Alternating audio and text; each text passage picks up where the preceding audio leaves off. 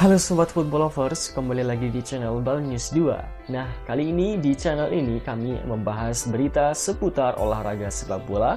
Dari mulai berita timnas Indonesia, informasi Liga Indonesia, informasi Liga seputar internasional. Bagi kalian yang belum subscribe channel ini, bisa langsung di subscribe dan nyalakan loncengnya agar kalian tidak ketinggalan video terbaru dari kami. Baiklah, langsung saja kita masuk ke video pembahasannya. 2023-2024 yaitu Qatar punya rekam jejak yang cukup oke di ajang ini. Pencapaian terbaiknya adalah finish ketiga pada 2018. Piala Asia U23 pertama kali digelar pada 2013, tapi Qatar belum berhasil lolos dari babak kualifikasi. Akan tetapi sejak 2016 hingga saat ini, mereka selalu tampil di ajang 2 tahunan tersebut. Pada debutnya di 2016, Qatar langsung membuat gebrakan dengan melaju hingga ke babak semifinal, namun kalah 1-3 dari Korea Selatan sebelum kalah 1-2 dari Irak di perebutan posisi ketiga. 2 tahun berselang, Qatar berhasil memperbaiki kiprahnya. Mereka kembali berhasil ke semifinal, namun lagi-lagi kalah 2-4 dari Vietnam dalam drama adu penalti setelah kedua tim bermain imbang 2-2 sampai babak perpanjangan waktu.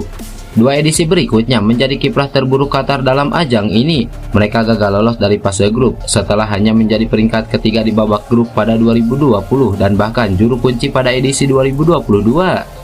Dalam menyambut edisi 2024, Qatar yang bertindak sebagai tuan rumah memilih tetap ikut jalur kualifikasi. Mereka tergabung di grup B bersama Korea Selatan, Kirgistan, dan Myanmar. Di babak kualifikasi itu, Qatar menggila dengan menyapu bersih 3 pertandingan.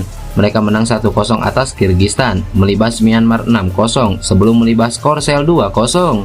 Atas pencapaian itu, tentu saja Indonesia diwajibkan untuk sangat waspada terhadap timnas Qatar U23.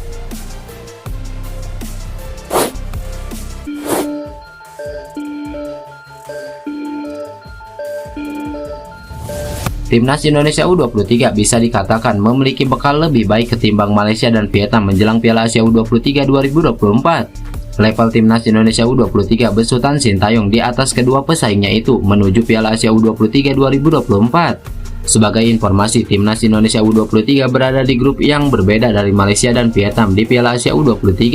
Tim asuhan Sintayong nantinya harus bersaing di grup A bersama Qatar, Australia, dan Yordania.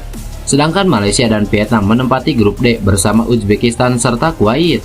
Bila dibandingkan dengan Malaysia, performa timnas Indonesia U23 menuju Piala Asia U23 tercatat lebih baik. Hal tersebut berdasarkan dari hasil 2 laga uji coba terakhir yang dilakukan kedua tim. Timnas Indonesia U23 mampu meraih 1 kemenangan dan menderita 1 kekalahan. Rinciannya yakni tumbang dari Arab Saudi U23 dengan skor 1-3. Timnas Indonesia U23 lalu menang atas Uni Emirat Arab dengan skor 1-0. Di lain pihak, Malaysia menelan 2 kekalahan beruntun. Kekalahan pertama Malaysia diperoleh saat melawan Cina U23. Kala itu tim asuhan Juan Torres tumbang dengan skor 1-2.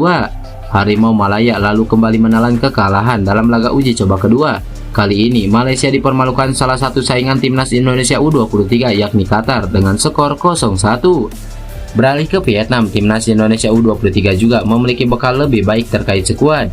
Dilansir dari laman The Tao, tim asuhan Hoang Antuan dinilai tak punya striker yang mumpuni untuk tampil di Piala Asia. Sebagai informasi, Vietnam kini memiliki 6 pemain yang berposisi sebagai penyerang. Namun nama-nama yang ada jarang mendapatkan kesempatan bermain di klubnya masing-masing. Bui Phi Hao merupakan pemain dengan jatah pemain terbanyak di kompetisi domestik Vietnam, yakni sebanyak 14 laga. Namun Bui Phi Hao hanya mampu menorehkan 1 gol.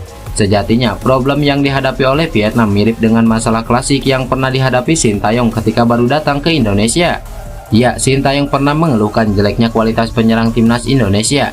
Namun berkat tangan dingin juru racik strategi asal Korea Selatan itu, perlahan masalah striker yang sejatinya sudah berlangsung lama mulai teratasi.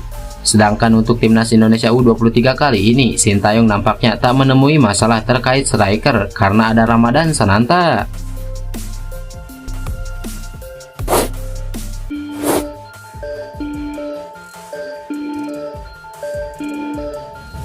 Sen Patinama menjadi satu di antara beberapa pemain timnas Indonesia yang absen pada laga kualifikasi Piala Dunia 2026 beberapa waktu lalu. Absennya Sen Patinama membela timnas Indonesia lantaran harus mengalami cedera saat membela KS Yupen. Sehingga Sen Patinama bersama dengan Jordi Amat dengan Elkan Bagot absen untuk laga tersebut. Beberapa waktu lalu, agen dari pemain 25 tahun ini sempat mengabarkan bahwa ia akan kembali dalam beberapa minggu. Namun, kabar baiknya, sebagaimana dilansir dari akun Instagram KS Yupen, terpantau ia sudah kembali berlatih. Tentu dengan begitu, Shane Patinama sudah siap kembali merumput di lapangan hijau, baik bersama KS Yupen atau Timnas Indonesia.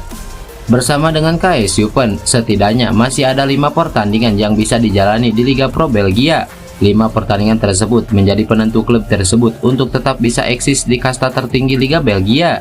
Sementara bersama dengan Timnas Indonesia, Shane Patinama bisa kembali bergabung pada kualifikasi Piala Dunia pada Juni 2024 mendatang. Ada 2 pertandingan yang bakal dilakoni, diantaranya melawan Irak dan melawan Filipina.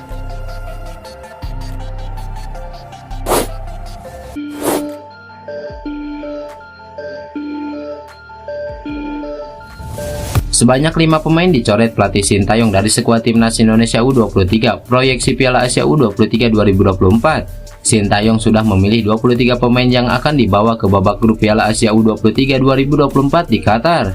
Semula Sintayong memanggil 28 pemain untuk menjalani pemusatan latihan di Dubai, Uni Emirat Arab.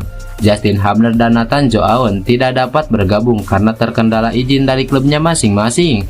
Meski demikian, Sintayong tetap memasukkan nama Hubner dalam daftar 23 pemain yang akan diboyong ke Qatar. Sementara Nathan jadi salah satu pemain yang dicoret.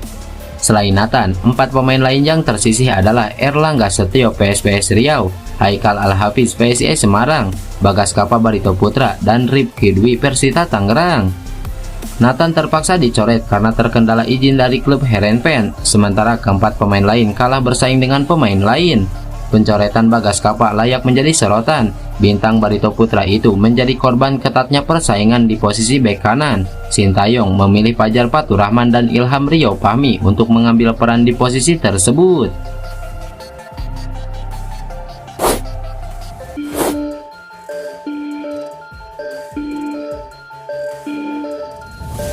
Seperti yang diketahui, Ronaldo Kuate sempat menjadi salah satu anak kesayangan Sintayong. Ia menjadi pilihan sang pelatih di Timnas Indonesia U20. Ronaldo Kuate sendiri meninggalkan Madura United pada Februari 2023 lalu. Kepergian Ronaldo Kuate dari Madura United bersamaan dengan hengkangnya Marcelino Ferdinand ke KMS Cadense. Marcelino Ferdinand memutuskan untuk hijrah ke Belgia untuk memperkuat KMS Cadense. Kemudian Ronaldo Kuate pergi ke Turki dengan bergabung ke klub kasta kedua Liga Turki, Bodrumspor. Ronaldo Kuate dan Sintayong sempat temu kangen di Turki. Kedua sosok itu bertemu saat Timnas Indonesia menghadapi Timnas Libya pada laga uji coba pada Januari 2024 lalu. Saat ini Ronaldo Kuate masih terkendala kondisinya yang belum pulih dari cedera. Ronaldo juga lama tak terdengar kabarnya karena tak dipanggil Timnas Indonesia U23. Ex penggawa Madura United itu juga tidak masuk dalam daftar skuad Timnas Indonesia U23 yang bakal tampil di Piala Asia U23.